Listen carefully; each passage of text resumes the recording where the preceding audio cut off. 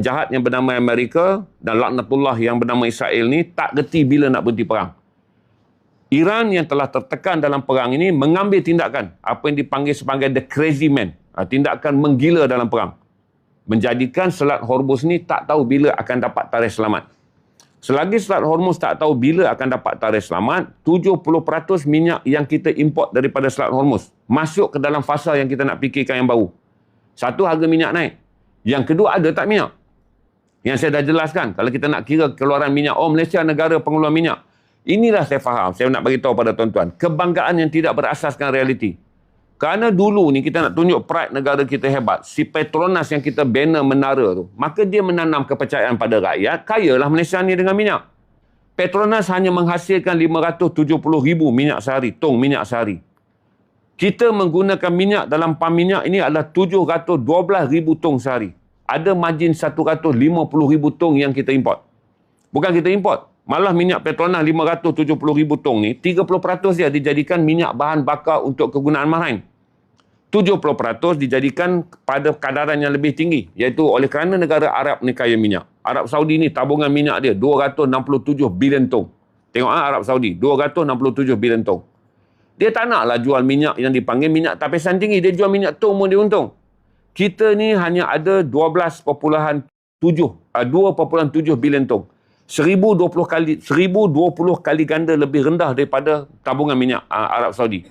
Maka dengan minyak yang sedikit, kita nak dapatkan buang yang banyak, kita telah membina sebuah negara kita menjadi 70% minyak kita adalah minyak yang diproses pada kadar yang lebih halus. Duit proses yang lebih halus, di Pengerang, di segala tempat kita proses tu, minyak kita ni jadikan minyak kegunaan kapal terbang. Jadi pada jual satu tong barrel $70 waktu tu, kita jual lebih tinggi. Margin keuntungan 70% minyak yang dijual dalam pasaran elit ni lah digunakan untuk membeli minyak daripada negara Arab yang menjualnya dalam pasaran marhain, minyak mentah.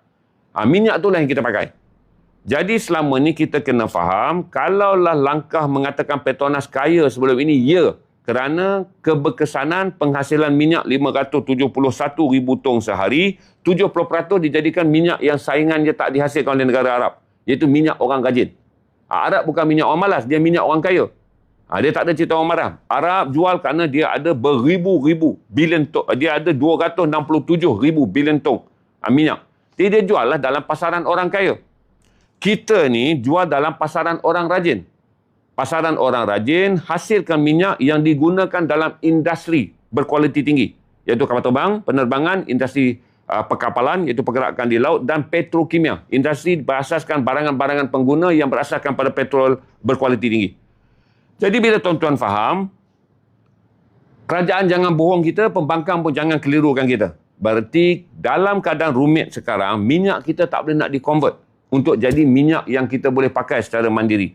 Satu, teknologi yang kita ada. Ingatlah nak tukar minyak tong ni datang kemudiannya jadi minyak yang kemudian kita guna di pam. Tak boleh. Sebab industri kita telah membangunkan minyak kapal terbang. Industri kita dah membangunkan minyak perkapalan. Industri kita dah membangunkan minyak petrokimia.